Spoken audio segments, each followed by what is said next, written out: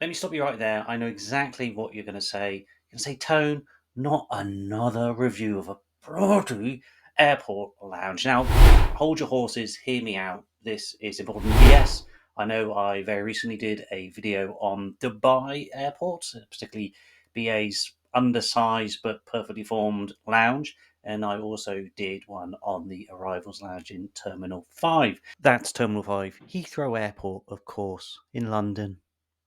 Back in March, I also did a little head to head between Cathay Pacific's lounge, first lounge in Terminal 3, and also American Airlines First Lounge in Terminal 3. Now, I didn't go to the BA lounge on that occasion because I assumed it was the bog standard galleries type lounge that you get in the other terminals.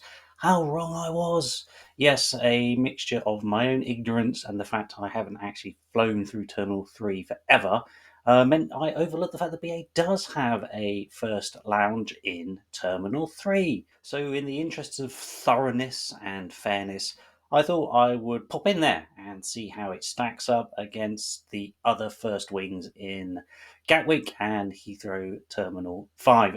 I won't be doing a head to head between all of the lounges, at least not today. I just want to focus on the T3 facility. And I have to say, I was pretty impressed. This is a bloody good lounge. Much better than Terminal 5 First Wing. Dare I say that? Dare I say that? Not only is this a good lounge, I think it holds its own against the Cathay Pacific and American Airlines, which means if you are flying first or a gold member or Emerald oneworld Alliance, you have a good selection of decent airport lounges to choose from in Terminal 3, which you don't really get in Terminal 5. Anyway, let's have a look at the BA Lounge, Terminal 3, first.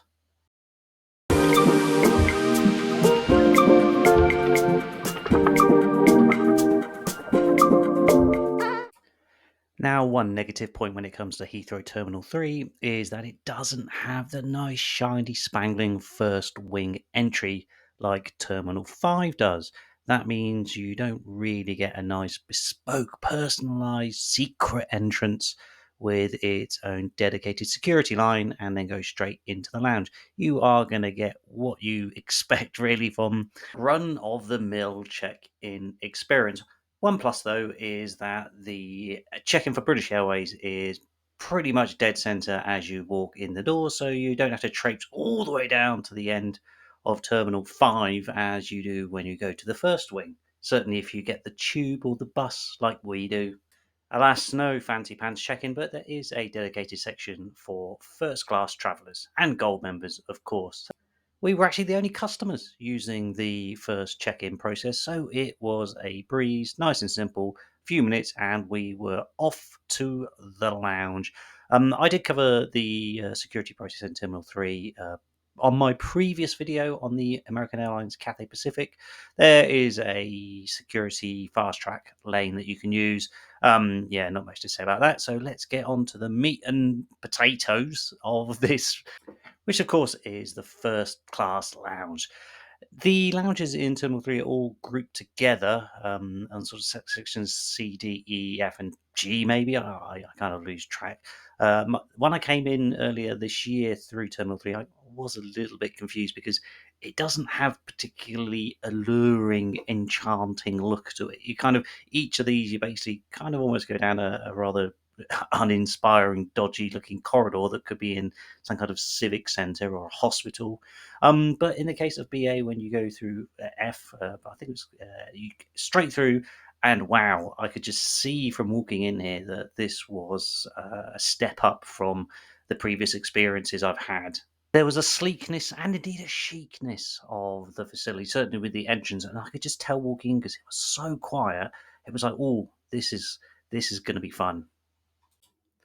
The first thing I noticed walking into the lounge was what a nice balance it has. On entrance, you're greeted right away by the champagne bar, which had a couple of champagne options as well as an English sparkling rosé wine. Yeah, not for me. I'll stick with the champers.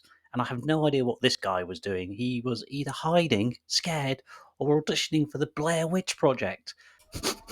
I'm so scared. It's all my fault.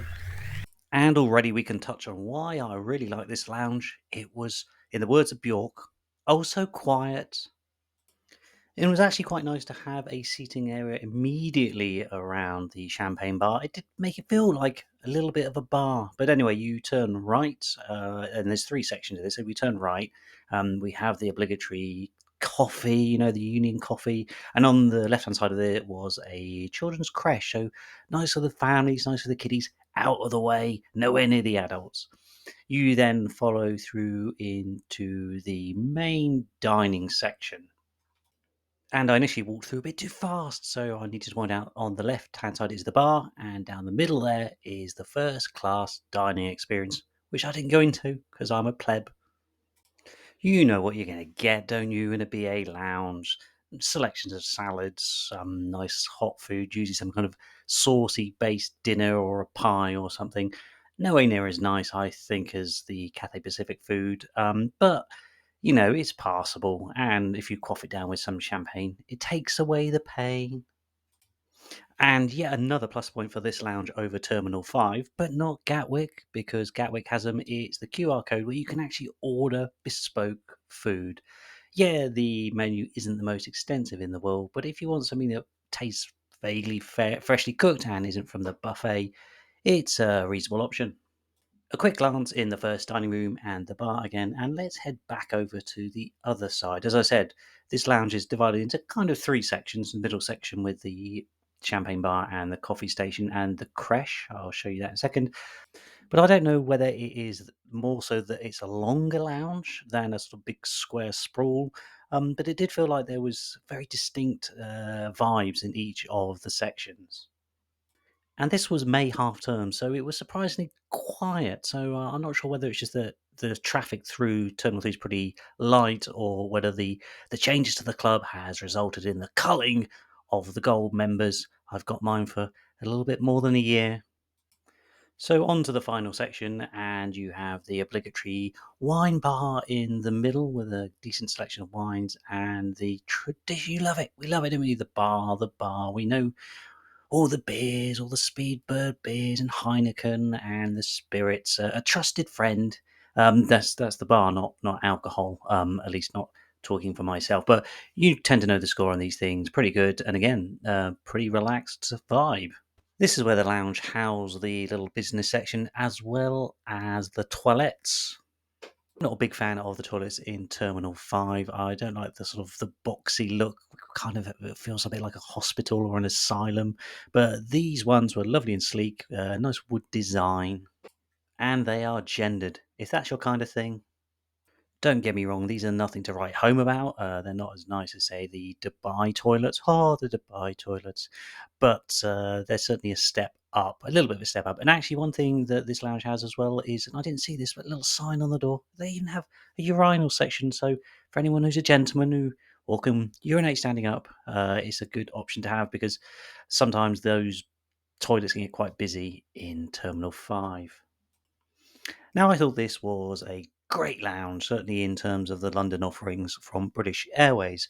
The attention to detail, the artwork was all quite distinct, the different feels, and they're like little nooks and crannies and different places for people to sit. So there is pretty much something for everyone.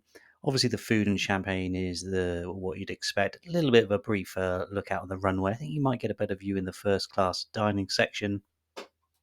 And out of the Terminal 3 offerings I've been to, I think Cathay Pacific's clearly the best. I'd probably say this maybe edges American Airlines just for the aesthetic. But either way, yes, I am very surprised, pleasantly surprised with British Airways First Lounge in Terminal 3, the best kept secret. And I now have a few flights going through Terminal 3, so I very much look forward to experiencing this lounge whilst I remain a gold member for the rest of the membership years. Now, if you're interested in any of my other videos on British Airways lounges, why don't you check out my Gatwick one or my BA Lounge playlist?